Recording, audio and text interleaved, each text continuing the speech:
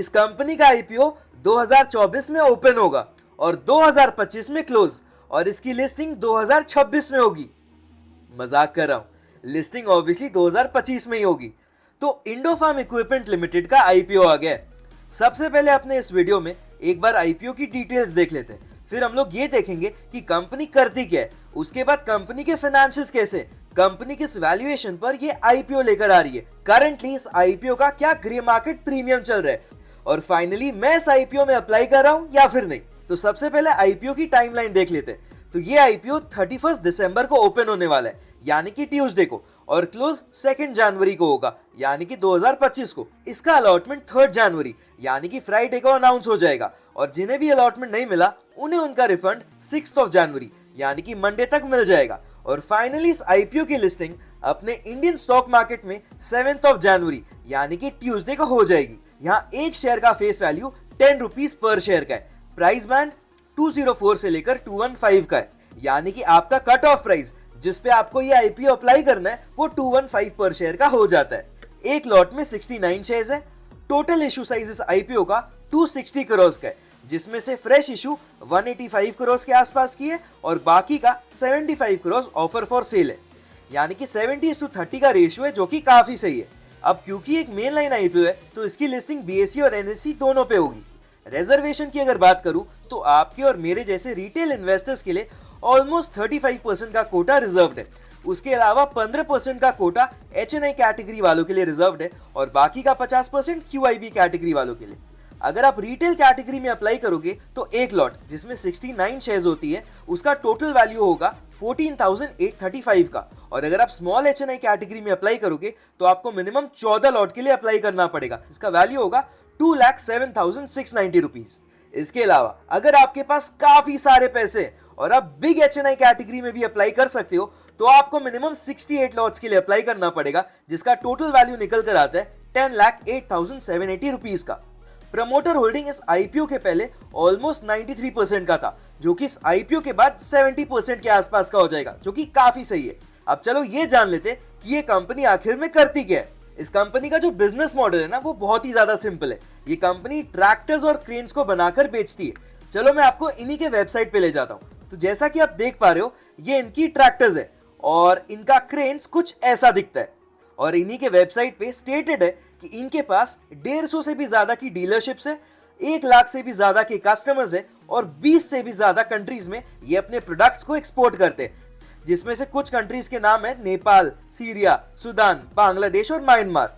Company की जो manufacturing facility है ना वो हिमाचल प्रदेश में, और कंपनी की जो करंट एनुअल प्रोडक्शन कैपेसिटी है ना, यानी कि एक साल में कंपनी कितने क्रेन्स और ट्रैक्टर्स बना सकती है, वो 12,000 ट्रैक्टर्स और 1280 क्रेन्स की है। और कंपनी जो इस आईपीओ से पैसे उठाने जा रही है ना, उसका एक सिग्निफिकेंट पोर्शन से कंपनी एक नई क्रेन की मैन्युफैक्चरिंग यूनिट सेटअप करेगी, जिससे कि कंपनी की annual crane production capacity 3600 unit से और बढ़ जाएगी। अब देखो जनरली यहाँ पर होता क्या है कि जो लोग भी ट्रैक्टर्स या फिर क्रेन्स खरीदते हैं ना, वो एक लोन लेकर ट्रैक्टर या फिर क्रेन को खरीदते हैं। तो कंपनी ने क्या किया है, एक सब्सिडरी कंपनी को सेटअप करा है जो कि एनबीएफसी कंपनी है, जिनके थ्रू कंपनी ऐसे लोन्स भी देती है। चलो अब एक बार कंपनी के फाइनेंशियल्स भी देख लेते हैं।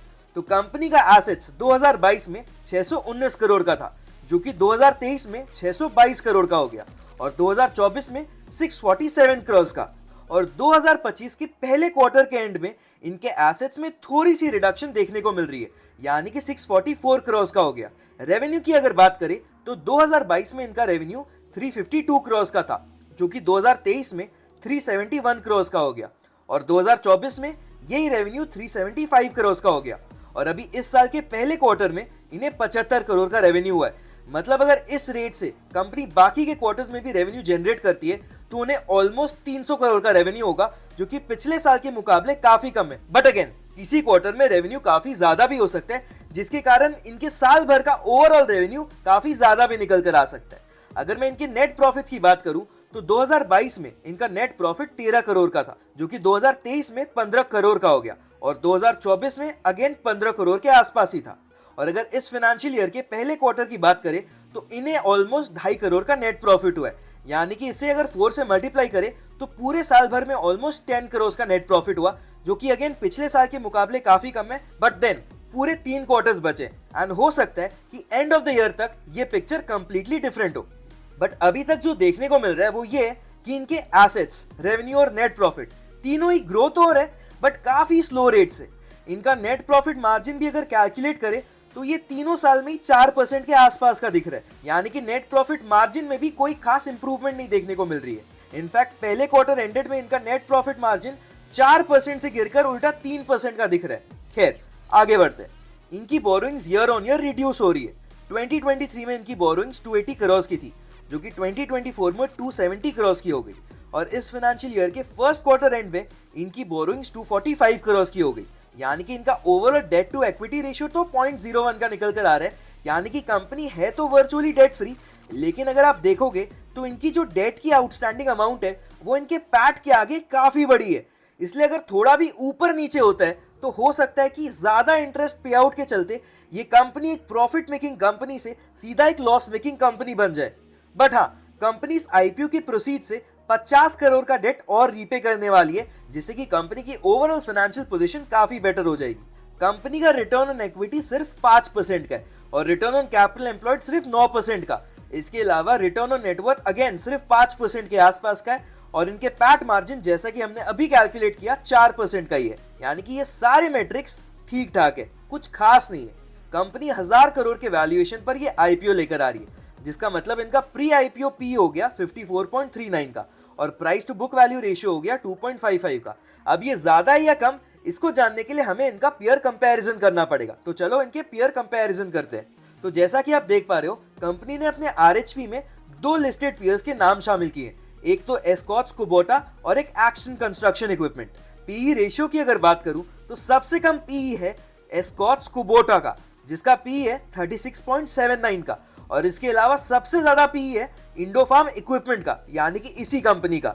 मतलब कंपनी अपने पीयर्स के मुकाबले पी के मामले में काफी हाई वैल्यूएशन पर ये आईपीओ लेकर आ रही है। अगर आप price to book value ratio की बात करें तो सबसे कम price to book value ratio निकल कर आ रहा है अगेन एस्कॉट्स कुबोटा का एंड सबसे ज्यादा एक्शन कंस्ट्रक्शन का जो कि 10.23 का है। यानी कि price to book value ratio के मामले में कंपनी ठीक ठाक वैल्यूड लग रही है, बट पी के मामले में कंपनी काफी ज्यादा एक्सपेंसिव लग रही है।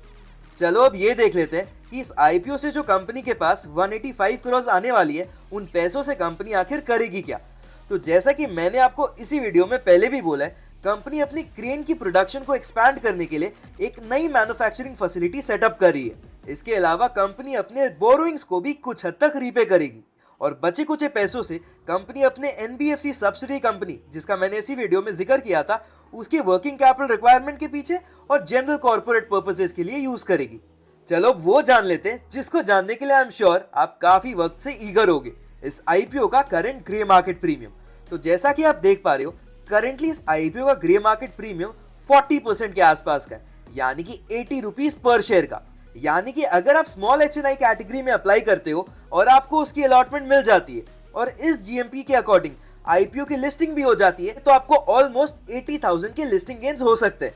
But obviously grey market premium ना, जैसा कि मैं आपको हर वीडियो में बोलता हूँ, डायनामिक होती है, यानी कि ये चेंज होती रहती है, जैसा कि आप देख सकते हो। तो हो सकता है जो एक्चुअल लिस्टिंग हो वो इससे ऊपर या इससे नीचे हो, तो इस बात का ध्यान रखना और कभी भी सिर्फ ग्रे मार्केट प्रीमियम को देखकर किसी भी आईपीओ में अप्लाई मत कर देना। रही बात मैं इस आईपीओ में क्या करने वाला हूं, तो देखो सेक्टर तो अच्छा है, फार्मिंग से रिलेटेड है, तो ऑब्वियसली एवरग्रीन है, वरना हम लोग खाएंगे क्या। और इस सेक्टर की बाकी कंपनीज ने भी ना अपने इन्वेस्टर्स को एक अच्छा रिटर्न जनरेट करके दिया। बट यार इनके फाइनेंशियल्स ना मुझे कॉन्फिडेंस नहीं दे रहे, इनके फाइनेंशियल्स की ग्रोथ काफी ज्यादा स्लो है एंड ओवरऑल फंडामेंटल्स भी कुछ ज्यादा खास नहीं है, जिसकी वजह से अगर मैं इस आईपीओ में अप्लाई करता भी हूं तो सिर्फ लिस्टिंग गेन्स के लिए करूंगा, लॉन्ग टर्म के लिए तो नहीं। बाकी ऑब्वियसली ये कोई रेकमेंडेशन तो है नहीं, ये वीडियो सिर्फ और सिर्फ एजुकेशनल पर्पस के लिए थी एंड आई एम होपफुल कि आपको इस वीडियो से काफी कुछ सीखने को मिला होगा। अगर हाँ तो प्लीज कमेंट करके जरूर बताना, ताकि मैं भी मोटिवेट हो सकूं और आपके लिए ऐसी और वीडियोस लाता रहूं। और हाँ, सब्सक्राइब करना मत भूलना, वरना आगे ऐसी और वीडियोस कहां मिलेगी।